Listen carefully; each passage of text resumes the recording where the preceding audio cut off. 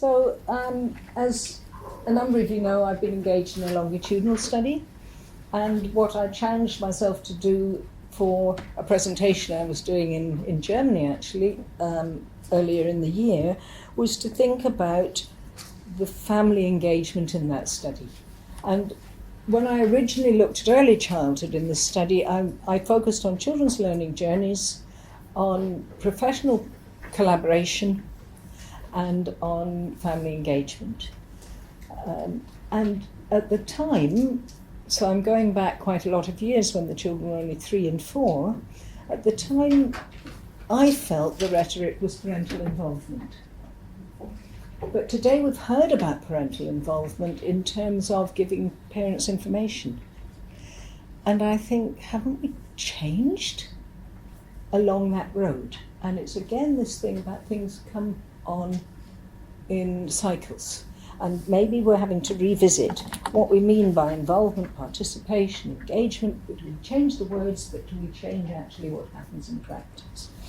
So I did have things about, whose worldview are we looking at, but I can talk about that tomorrow because we've got another chance.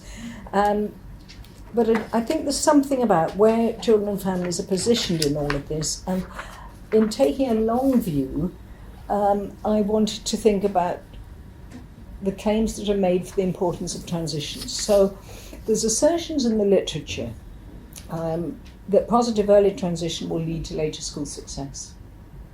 Do we know that? How does that happen? What's the role of parents in that? What are the influencing factors on children's attainment? And we do know from some longitudinal work in the States that for a certain cohort, a large cohort of children in Baltimore, that what happened in the first 2 years of their school experience actually labelled them for their whole journey through education at age 22. And it's the one study that looks at that whole range in educational terms, but it didn't really look, it looked retrospectively at the school entry and what the children might have experienced before.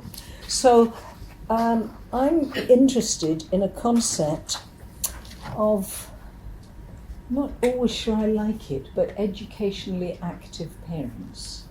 And we know from some major studies, for example, the EPSI studies, we know about the importance of home learning environment. And Kathy Silver and her crew found that amongst the factors that made a difference at age 16 to children's outcomes, there were 2 really dominant things. One was the quality of the early childhood setting, and one was the efficacy of the home learning environment.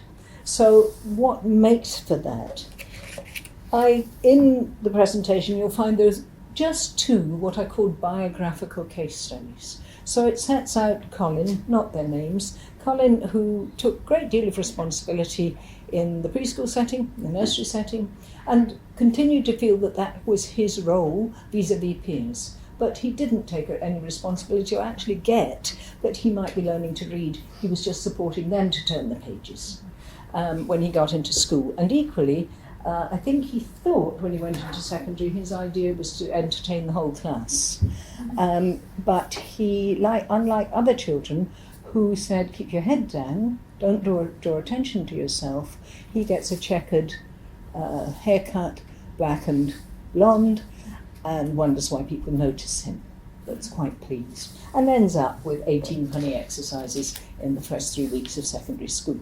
So his journey is very different, with school leaving at 16, than another little boy who didn't take those responsibilities and was quite reticent in the nursery sector, went along in school and parents were saying, I don't think he really engages, and comes out flying at the other end. And what are the differences there? And some of the differences, and not all the explanatory factors, but some lie in the family engagement. And what helped Colin, ultimately as a 25-year-old, was he had very strong attachment in his family. Even if his mother wasn't able to make much of a contact with the school or to support him educationally. The other parent, Maggie, you'll be interested, was a childminder. And she just nurtures along.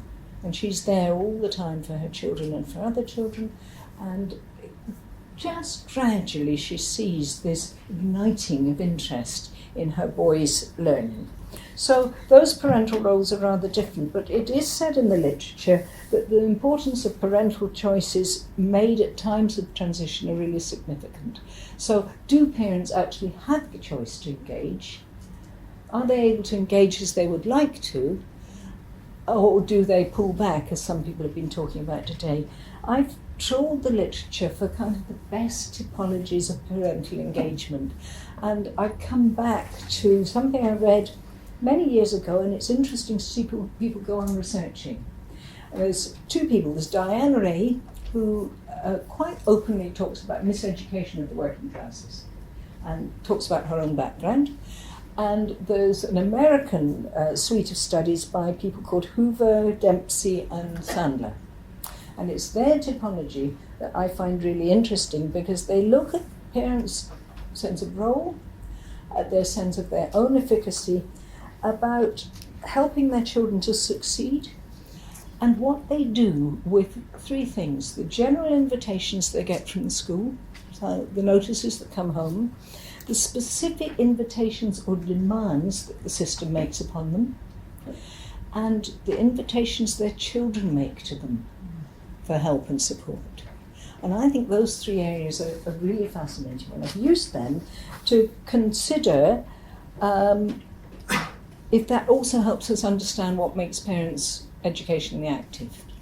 And I find that I've got three families in my 22 case studies where really was, I would say, they just don't step up at all. But it doesn't mean to say their children don't do okay. So there's so much else goes on. And there's 17, 18 families where there are different degrees of support and involvement. But I look back, and where parents most actively engage, they've been doing a lot of stuff at home, or they're reporting doing a lot of stuff at home with their children. And I think that's where I'm going to kind of stop with a little list that goes like this: family, values and beliefs, expectations you have of your own family life and of being parents, what kind of transitions the families are navigating anyway, do they conceive of something called home learning? Do they conceive that they actually have a role in that for their children? How much do they engage with their own child? And how much do they engage with that child's school? How do they respond to school reports? And they get them at all stages. Do they instigate contact with the school? And what is the underlying social and cultural capital that the families hold? So much more on that. When you read the presentation, nice things about what do your parents say to you when you're going to secondary school, what do they focus on, behaviour, reassurance, how they hated school themselves, lots of different things like that. And just an idea at the end, which comes from own experience, but links very much with what I've been finding in my study. I think there are elements of continuity and discontinuity, of risk and resilience. I liked what who was saying about children's networks. Was it you? I think that's really important to reflect on. And thinking about my little grandson in Australia, who only 3 days ago became a big brother. His mother sent me an email and said, I don't know what we're going to do about school start.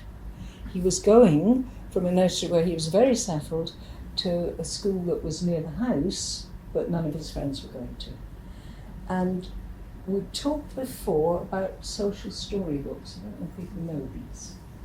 So Archie became a school detective, and they set out to find out.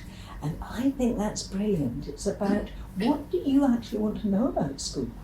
And I think it leads in really nicely to what I hope we're going to be hearing from Kate, which is about where are children's voices in this? How do we help them to express what they might want to say? And he had big questions of, I wonder who my teacher will be. Hey, They often don't know until just about when they get there. I wonder what I will do at school. What will I play at morning tea and lunchtime? So these were three big questions for them. And they did a social story, and another day I'll talk about the pages of the social story book. But main findings: considerable variations in pathways to outcomes. A good educational outcome isn't just about a narrow view of attainment, and it differs by child. And I think a good transition to school, and I have tried to define that, more to read on that, is different often for each child. Thanks.